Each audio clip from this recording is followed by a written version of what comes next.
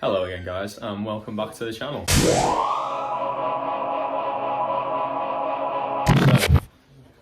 we are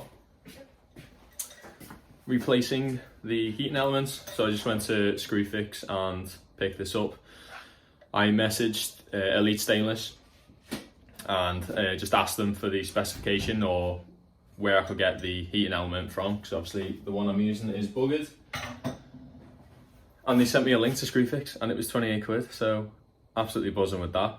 So we're going to be brewing tomorrow the Sunbear Porter, so I need to get this swapped over today, just so we don't end up in the same predicament we were in last week where I was waiting for 5 hours for everything to come up to temperature. So yeah, definitely want to avoid that tomorrow. So I think I popped it in the last video. Obviously the heating element on the left was the one that wasn't working.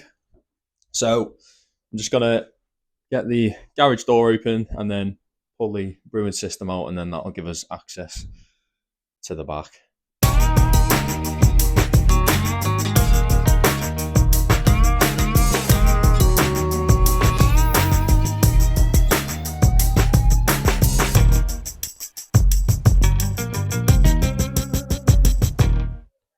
So quite a productive afternoon. As you can see, I'll throw in some footage as I'm talking, and you can kind of see how we got on. I didn't manage to capture absolutely everything. So we had a look at the first heating elements, and very quickly my kind of dad discovered that it was loose connections that was the cause of the problem. Oh, look at that. Overheating. See there? Look at that. That's why it was getting hot. And that's why it wasn't working properly, probably. So I'll show you the burnt cable. Some of the other connections were loose as well. So basically snipped off the damaged cable, reconnected it, tightened up the other connections, turned it on, and it was working absolutely fine. So fantastic. I'll keep the heating element that I bought as a spare, just so we've always got it. It was only about 28 quid, I think, as I've said, so not too bad. And then the temperature probe, which is in the boil kettle, so you can keep track of the temperature. That one, when I received it, was broke. I did have a spare STC 1000 temperature probe, so we threw that one on. Had a couple of issues with the cable not quite being long enough, snipped off the old one, added it to the new one, and it's working. So tomorrow we should be hitting the ground running. Great progress made today, which is fantastic. And yeah, should be the best brew day yet tomorrow. I'll add some footage in after this. You know what I'm like, well, what I've been like with the brew days. I try my best to get footage, but it's just, yeah, I don't end up getting too much because it's too busy, there's too much to do, and yeah, I end up just running around way too much. But yeah, right, let's skip forward to tomorrow's brew day. See you in a sec. So unfortunately, whilst editing, I've obviously not been covering my microphone, or it's not been working or whatever, so I'm just going to have to voice over it. So as you can see here, we've filled the mash tun with all the grain for the brew day, and I think at this point I was waiting for the HLT to come up to temperature. So a little bit of time has passed now. We've completed the mashing and started to transfer over into the boil kettle. Got Andy over here just helping the sparge water run through, as it was getting a little stuck, as in this, with this recipe we'd actually done about 75 kilos of grain, so it was a lot. Nice to see the temperature probe working again, and we've got much nicer clarity as we remembered this time to actually recirculate through the mash. I've also got some acid running through the tank as I'm sterilising it before sending the beer over.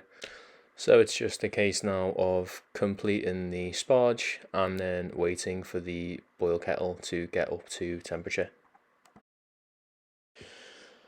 So now we have completed the sparge and emptied the mash tun, cleaned it out, bagged it up, ready to take to the farmer later. As you can see from the temperature probe there, we are almost at the boil.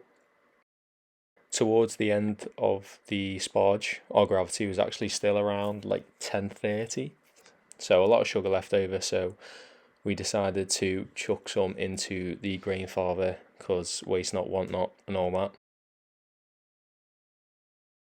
As you can see, the boil is pretty much there. We're stirring that in every 5 or 10 minutes just to keep the protein within the beer.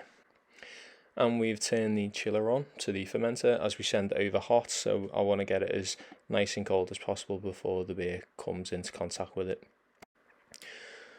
So now we are reaching the end of the boil.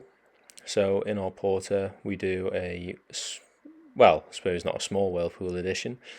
We use a little bit of Bramling Cross for a note of berries, and I did actually fail to order enough, so from what I can remember of this batch we ended up throwing a few German hops in, a little bit of Centennial, and do you know what, we might have added a touch of Citra in. I can't actually remember at this point. I'll have to look through the notes. It wasn't much though. It was just to basically just get the IBUs to be the same. Despite that small setback with the hops, it was actually probably the best brew day we've had so far, just in terms of kind of smoothness. Obviously the issue with the heating elements was sorted out, and yeah, I was made up with it. So I'm really looking forward to the next couple of batches now, where we can really start to hone in the process. So the transfer is underway, and as you can see we've got the hose going up, across, and it just about reached. We've just got a random fit in there just to stop the lid from pinching the hose and reducing any flow. So you can see it's about 46 degrees going across there. Obviously the chiller's on as previously stated, but I'll just let that cool overnight and repitch the yeast the following morning. And it's just a case of just kind of clearing everything up now. From what I remember, it took about half an hour. Oh, and yeah, we high gravity brew, so we will be diluting some of the beer in the fermenter with some water that we treat with a Camden tablet, and yeah, and then that's us done. So we are back the following morning. We are down to temps now, so it's just a case of pitching the yeast.